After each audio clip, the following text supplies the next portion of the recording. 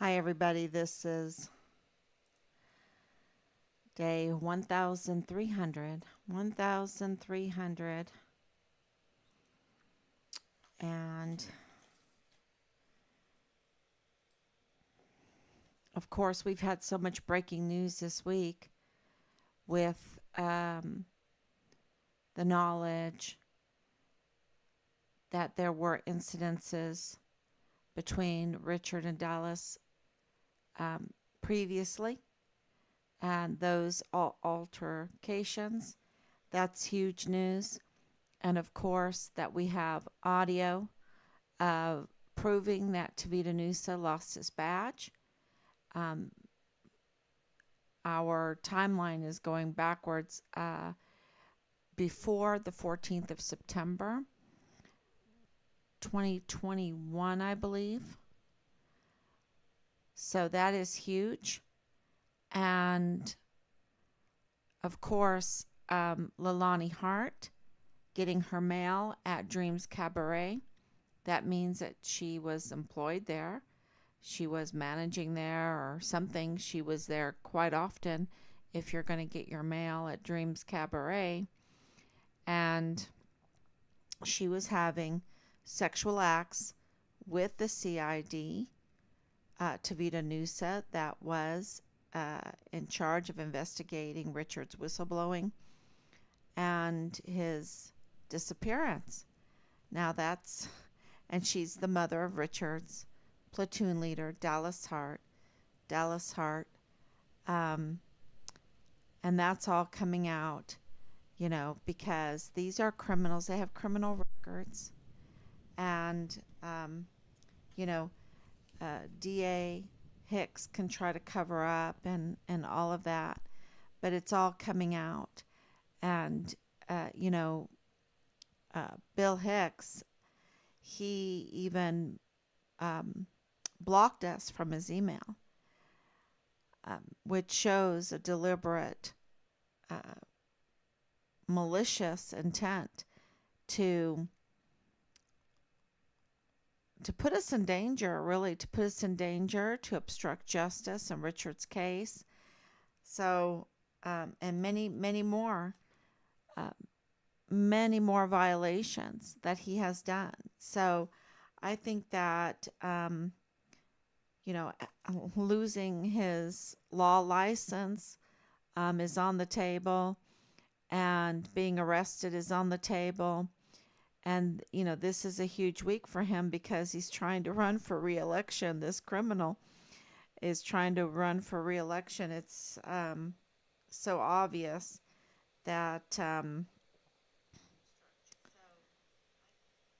that he was up to no good and be representing purchase funeral homes up until he took office, which is such a conflict of interest. So he's up to no good. And this, what the newspaper tells the public is that the funerals for all the victims are free. They're free. Um, Somebody always has to pay. It's always who donated the money. That's the real question.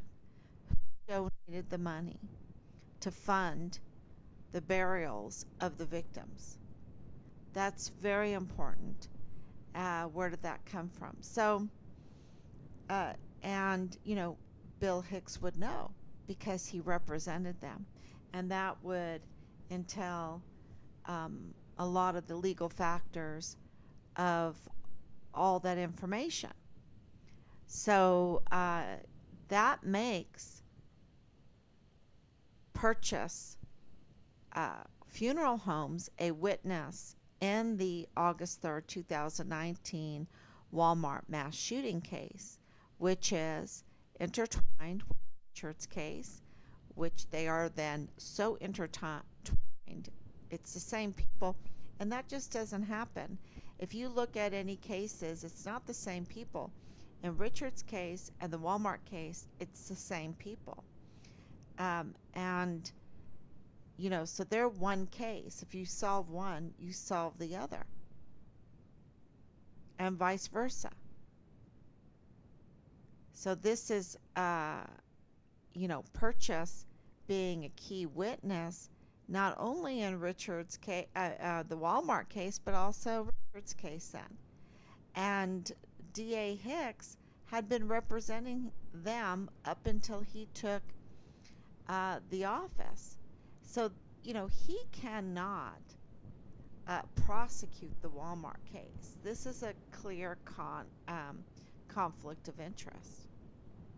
And there's no indication that he has any honor or integrity at all, Bill Hicks. So he absolutely, matter of fact, what the indications are is that he's a criminal, that he has committed crime after crime after crime, on top of weaponizing the DA's office against many victims and their families. So I think this is really important for people to understand when it comes to Bill Hicks, what all he did, and what all he is doing, um, in both to the Walmart victims and their families, and to Richard and to Team Richard Halliday. It's law saboteur, and I'll even read what a law saboteur is, because I went and looked it up, and I thought, wow, that is really appropriate. So let me see if I can find it, because I know I wrote a note about it.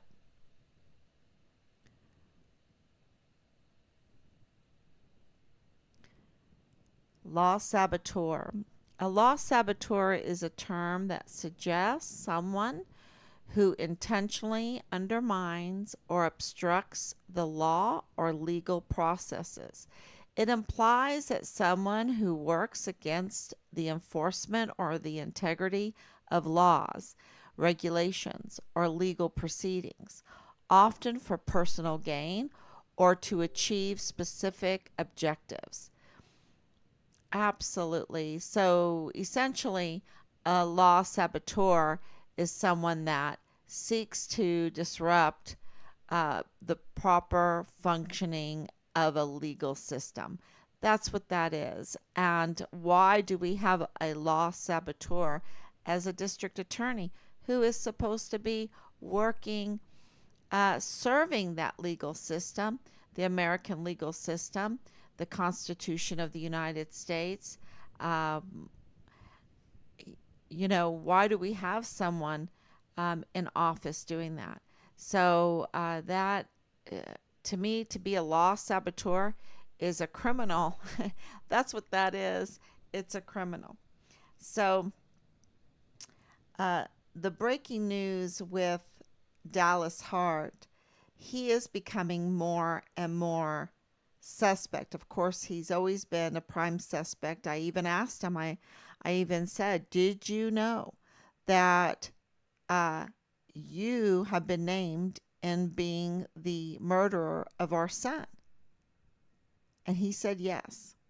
He knew that. Okay. He didn't even defend himself. He did not defend himself. So it's very interesting, because we have this information with Tavita Nusa, because of course Leilani Hart was engaged in sex acts with Tavita Nusa, and those sex acts were adulterous. Okay, they were adulterous.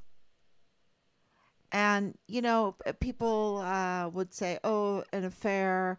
I think they've glorified the word affair, because there's not any loyalty there. There's not any integrity there.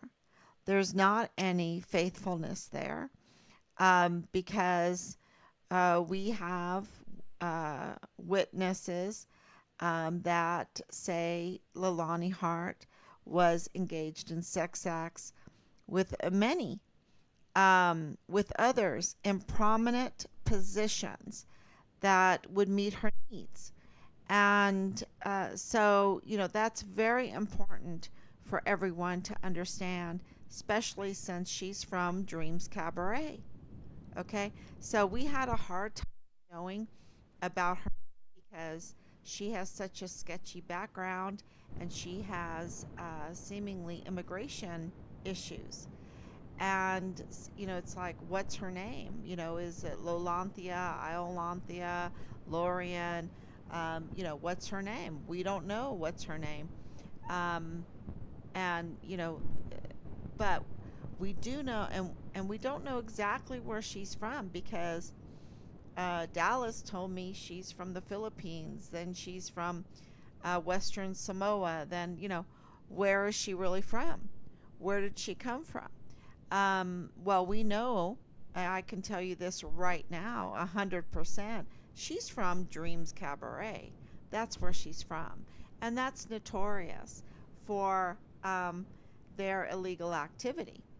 So, that is the nightclub, the strip joint that had many, many issues, including uh, hundreds of soldiers spending their military credit cards at Dreams Cabaret. So, and that was being investigated. And there's, more. There's more. So the Fort Bliss has become um, a gravy train for criminals.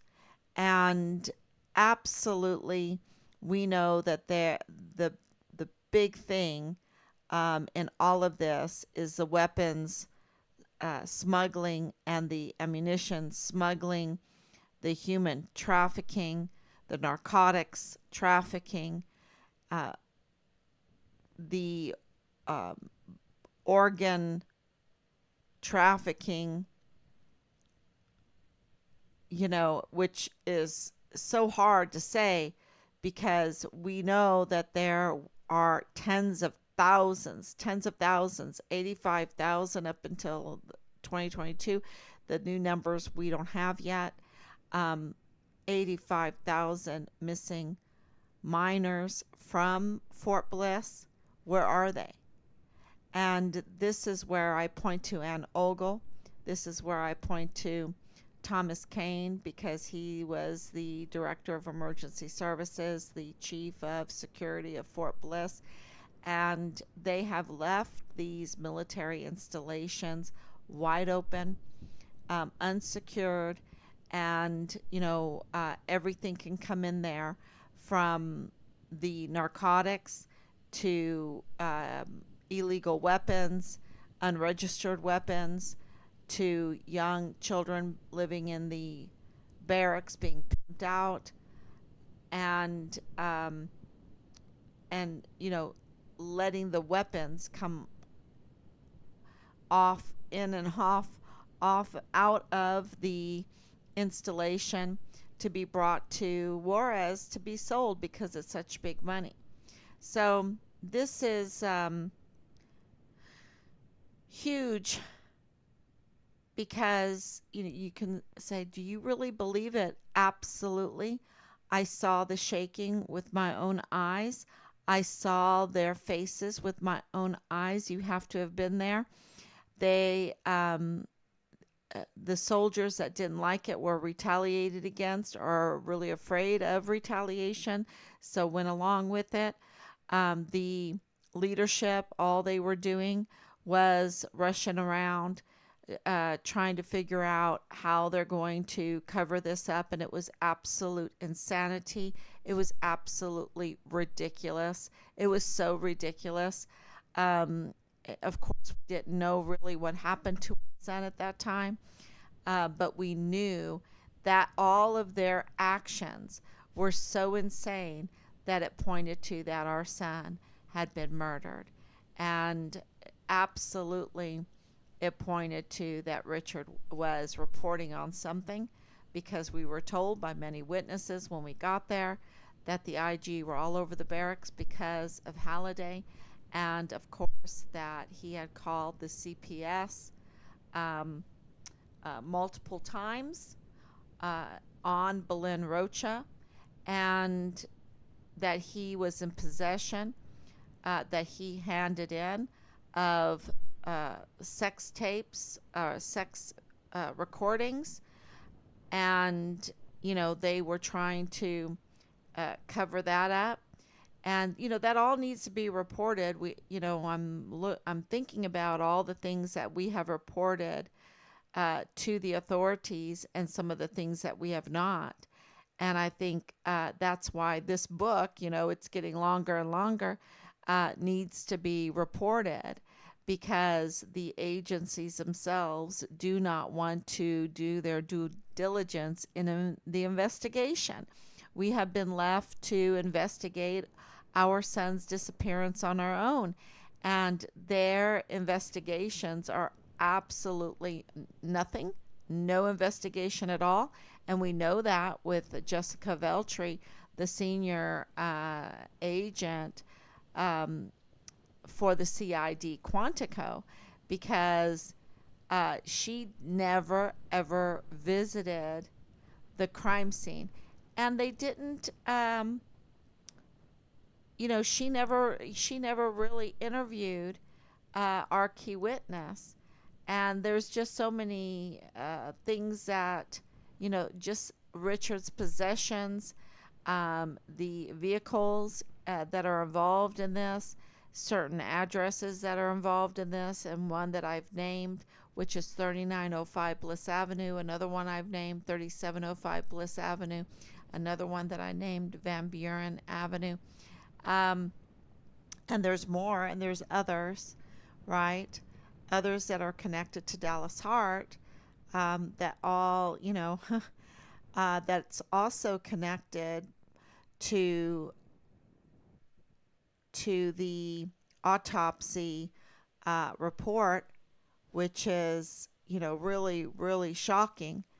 And we also submitted a letter with asking for information, an investigation into the autopsy reports for Richard. So they, and they have totally been silent on that. Matter of fact, the judge Robert Shook, who we asked for clarification on the autopsy reports, up and moved without responding. So the cover up is huge, but it's breaking. It's breaking. And this is for Richard, but it's for others as well. Others and other families that knew that the narrative around their loved one was absolute insanity, and they wanted justice for their loved one, and all they got was a cover-up narrative that didn't make sense and was not right, was not the truth, was not justice. So we are really fighting for justice for Richard and for so many other service members that we have been contacted by their family. So we also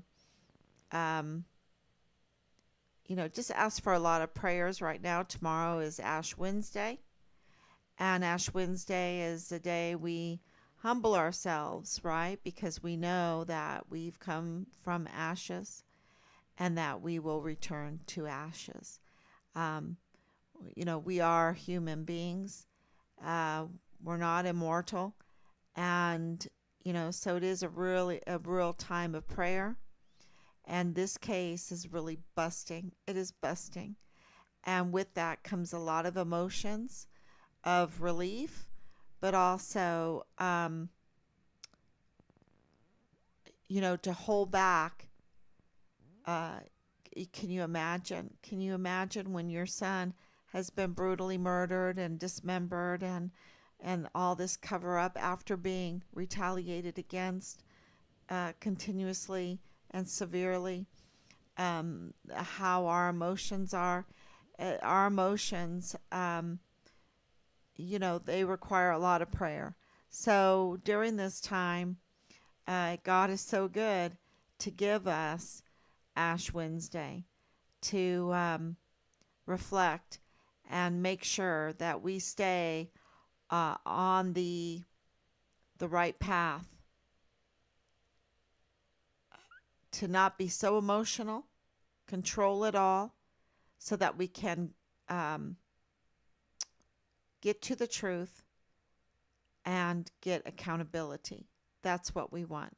And with that accountability, we absolutely need to put on the table the death penalty, because what they have done in the mass shooting case, and El Pasoans want the death penalty already in the mass shooting case, and that's Richard's case. So the death penalty is on the table, absolutely, and they're seeking it, and they need to seek it, because what they've done with the agencies and their positions. I'm just thinking about like Donna Sifford, the Customs Border Protector. Um, what in the world? What in the world? What in the world? Um, she's been exposed with others. And, to be exposed in this case, um, with vile and vulgar rhetoric, the rhetoric of the narrative from Chris Grant and other witnesses, and they lied. They absolutely lied. Um, where is he? He should absolutely be arrested. Why is he being protected? So this is the weaponization of our agencies. Very clear. Very clear. So thank you so much.